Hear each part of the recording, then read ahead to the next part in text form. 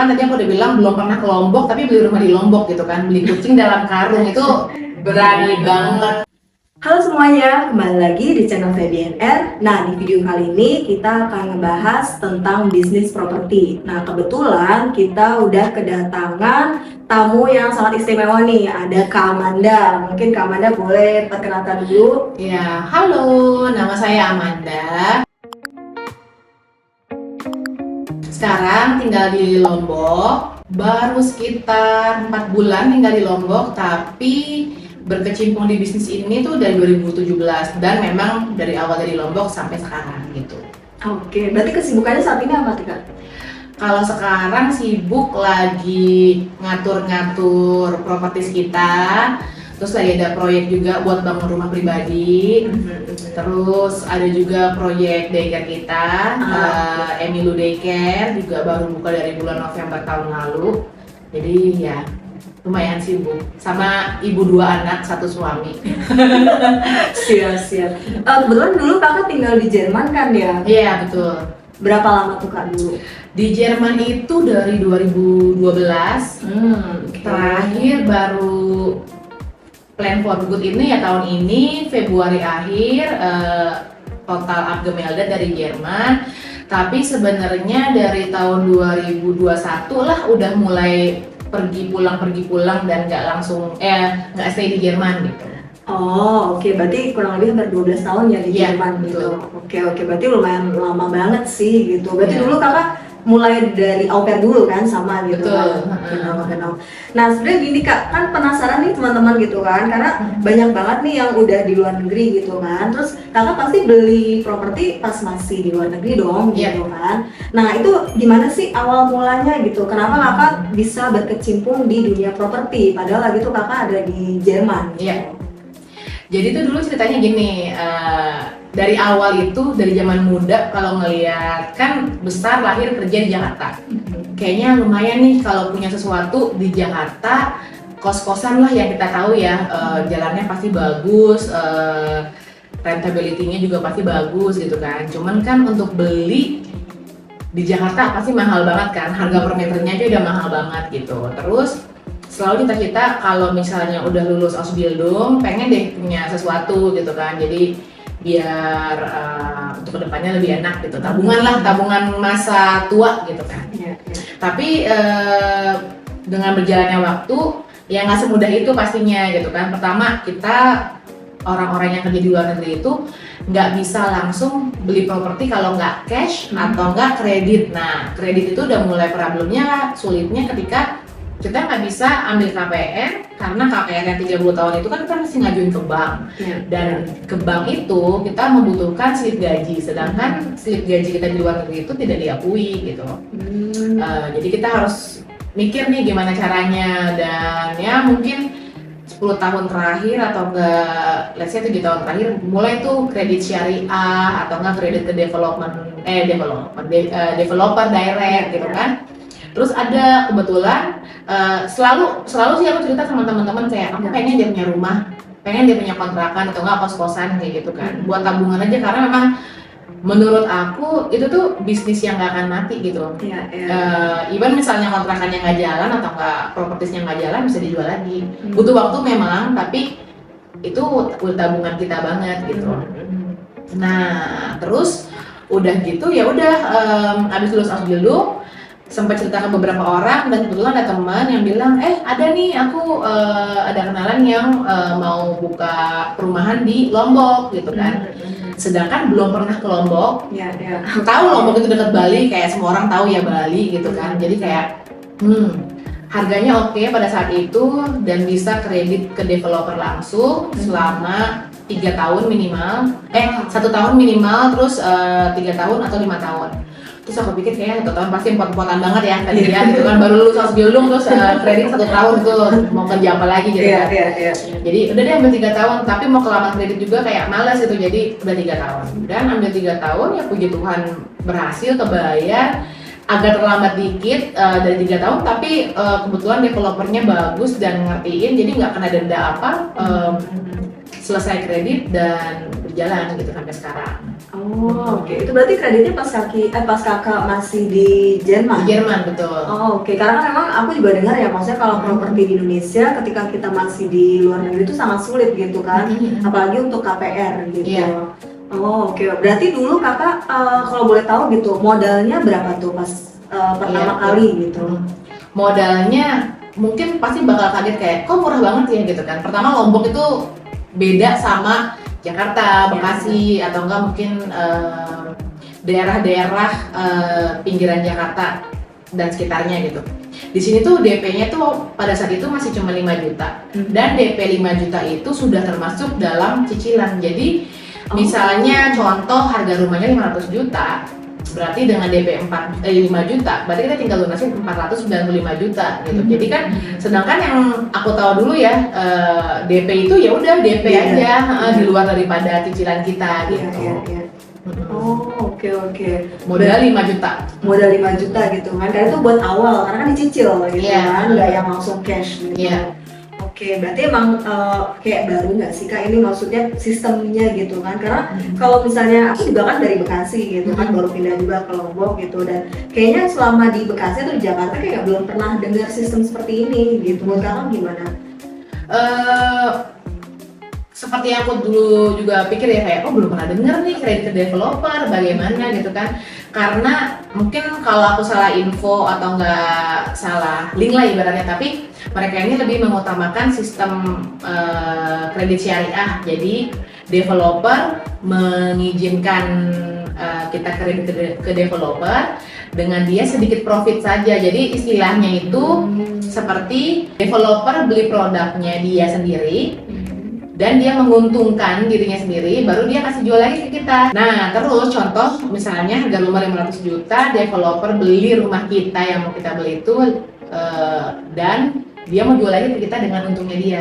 Dia bilang, oke, kita mau jual rumah ini 550 juta kalau kamu kredit 3 tahun gitu. Oh, berarti langsung ya? Nggak langsung kayak berapa persen gitu kan? Sebenarnya iya, cuman ini kayak lebih penjabarannya aja gitu. Dia sih emang udah ada kolomnya, udah ada tabelnya kalau mau kredit, tapi dengan hitungannya dia. Jadi developer membayarkan dulu ke developer itu sendiri, baru dia kreditin ke kita gitu. Jadi ntar dia bilang oke, 550 juta kamu bayar dalam waktu 3 tahun. Jadi 550 itu dibagi 36, berapa kurang lebih minimum paymentnya, tapi itu bisa up and down juga. Yang penting selama 3 tahun itu akan lunas.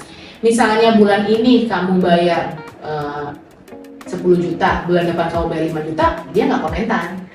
Pokoknya akhirnya, kebetulan maksudnya yang aku ngomongin ya developer aku ya, gitu. Dia nggak matok berapa gitu kan, tapi pasti ada minimalnya. Kalau nggak salah pada saat itu 5 juta gitu. Per bulan pada saat itu. Tapi kan cicilan aku itu sebenarnya per bulan itu 18 juta, 17 juta, 18 juta gitu. Terus jadi aku bayar sih ya setiap bulan itu 1.000 euro, 1.200, 1.100, mana yang lagi plus minus gitu kan. Kalau lagi nggak punya uang, aku juga bayarnya yaudah deh aku bayar 300 euro dulu kayak gitu kan.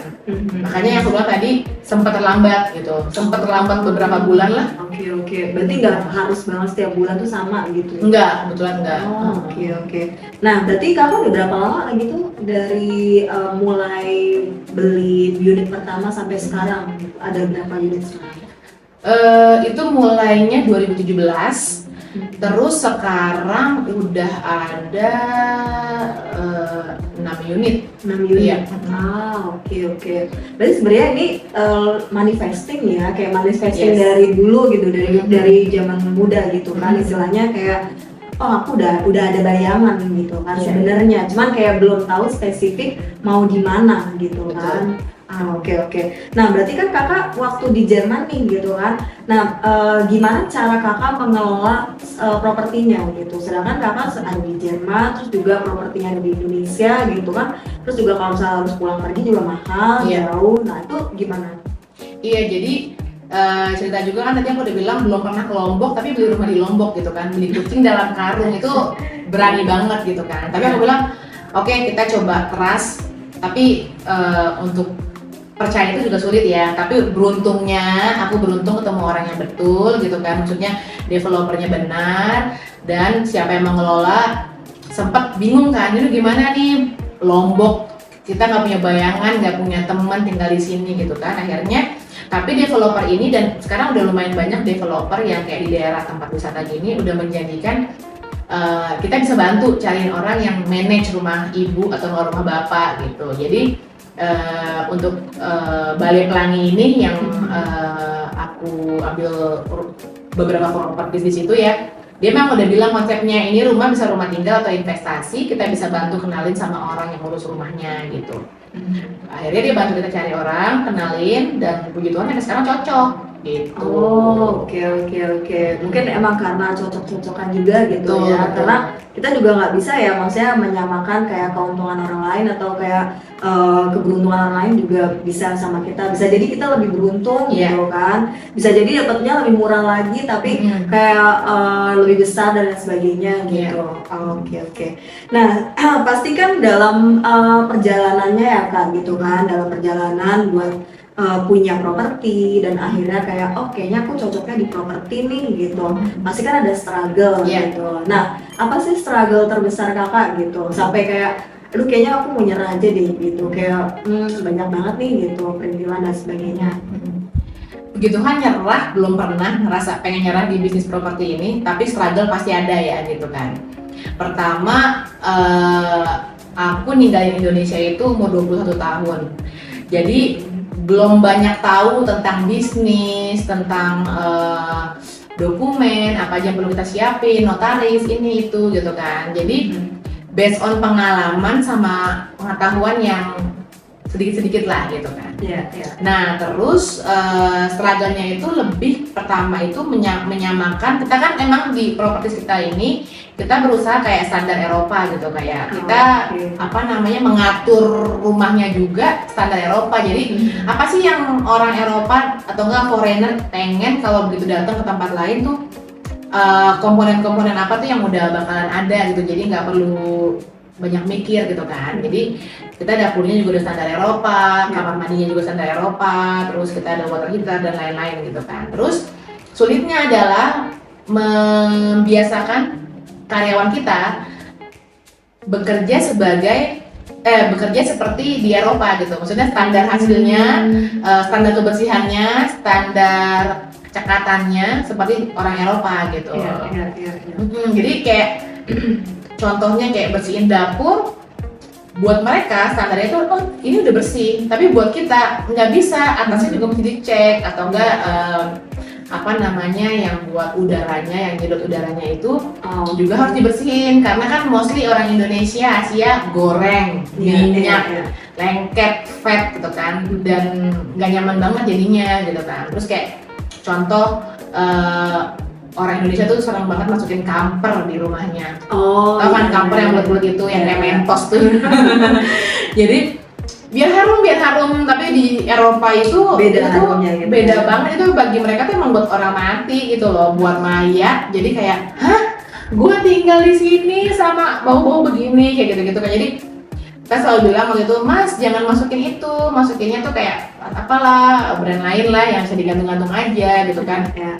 Atau nggak semprot, jangan taruh semacam itu gitu kan. Terus lebih pertama struggle-nya itu standar ini, standar itu yang nggak bisa disamakan dengan pola pikir orang Indonesia di sini gitu. Berarti lebih ke SDM-nya ya. Iya. Cuman kalau misalnya dari rumahnya sih sebenarnya nggak ada permasalahan gitu kan. Ada juga.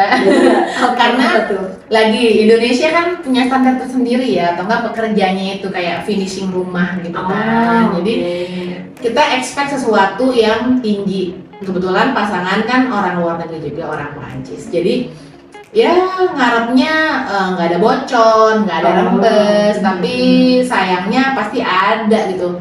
Even mall kalau dilihat juga pasti aja ada lightung AC-nya yang netes-netes kayak gitu kan. Pasti ada kurangnya, dan itu tuh terjadi banget gitu. Terus yang penting kita harus aktif sama developer, kan ada masa retensi kalau di rumah itu, masa retensinya itu 3 bulan. Tapi kita harus fight, kadang-kadang 3 bulan itu dalam waktu setelah terima kunci belum pernah ada hujan. Iya kan, jadi kayak nggak bocor pasti karena belum pernah ada hujan. Tapi setelah ada hujan, bocor di mana-mana, kita mesti fight. Ini Coba dari setelah serah terima kunci belum pernah ada hujan, dan sekarang hujan dan ini basah semua gitu kan. Jadi kita fight, kita retensinya hampir 1 tahun sih. Jadi karena ada lagi, terus kita bilang nah setelah itu kan berkembang tuh, kita beli lagi. Kita bukan cuma satu rumahnya di sini, jadi masa begini lagi gitu kan. Walaupun compare dengan beberapa perumahan lain, perumahan kita udah cukup bagus gitu kan. Dan mereka juga mau ngasih effort untuk memperbaiki. Yang penting kita adalah harus mau ngomong. Jangan ditelan sendiri. Kadang-kadang kan ya udahlah gitu kan. Sedangkan kita kan udah sedikit ada mental Eropanya ya udah komplain. Kalau bisa komplain dulu, baru action gitu kan. Jadi gitu. Oke. Berarti ya harus balik lagi ya, maksudnya benar kitanya gitu kan, harus tahu gitu kan apa yang mau kita, dan kalau emang nggak sesuai ya kita harus gitu kan, kan juga udah bayar istilahnya. Betul. Gitu kan. Berarti secara umum target pasarnya lebih ke luar negeri dong Kak? Iya, kebanyakan luar negeri atau ekspat Indonesia. Aku bilangnya ekspat. Kenapa ekspat? Karena kebanyakan orang dari luar kota yang dikirim kerja di Lombok, perusahaan memfasilitasi kasih tempat tinggal ke orang tersebut, dan mereka nyari, jadi dibayarin. Oke. Nah, cara kakak masarinnya gimana? Kalau masarinnya kita pakai 2 cara. Satu pakai Airbnb, pasti semuanya kebanyakan udah pada tahu kan kalau travel kemana-mana pakai Airbnb. Karena untuk mencangkup atau enggak menjangkau yang foreigner gitu kan, atau enggak orang-orang yang di luar daripada Lombok gitu. Jadi kita masukin ke sana, platform di sana, nanti kan Airbnb ambil bagiannya sendiri. Kita nggak harus bagi ke Airbnb, jadi kita masukin harga, ya udah harga itu nanti yang akan kita dapat. Terus sama kita masukin di marketplace Facebook, Lombok, Senggigi, Kuta, kita masukin aja. Gili, Bali, kadang-kadang soalnya biasanya tuh connection banget, abis dari Bali pasti ke Lombok. Jadi kita juga bisa masukin situ gitu.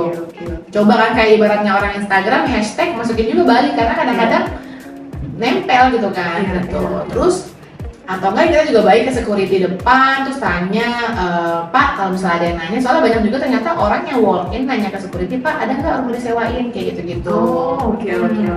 Berarti emang harus ya pokoknya semua lah gitu kalau bisa kan, mulai dari yang offline ataupun online. Betul. Oke.